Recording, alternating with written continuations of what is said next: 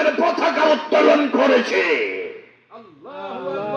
ইসলামের জয় দেখতেছি, মুসলমান জয়ের পথে আছে।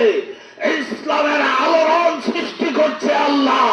আল্লাহ যেন ইরানকে শক্তি দান করেন, ইরানের মাধ্যমে যেন নাস্তিক বেঈমানদেরকে পরাজিত করেন, কাফের মুশরিকদেরকে যেন পরাজিত করেন। কারণ আমরা জানি তার কোনো প্রমাণ লাগবে না।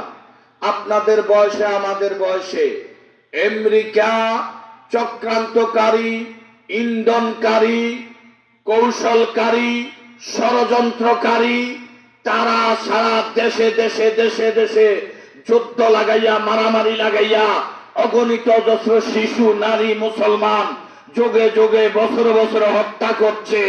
আর তারা পারবে না। ইরানের মাধ্যমে, মুসলমানদের মাধ্যমে ইনশাআল্লাহ ইসলামের জয় হতে চলেছে। আল্লাহু আকবার, আল্লাহু আকবার, আল্লাহু আকবার, নারায়ে রিসালাত, ইয়া রাসূলুল্লাহ জিন্দাবাদ। বসে ঠিক আছে জব্বার ভাই এবং সকলের জন্য প্রাণ খুলে দোয়া করব। আমি আর আলোচনায় যাব না। আমরা নকল কথা শুনবো না। মুসলমান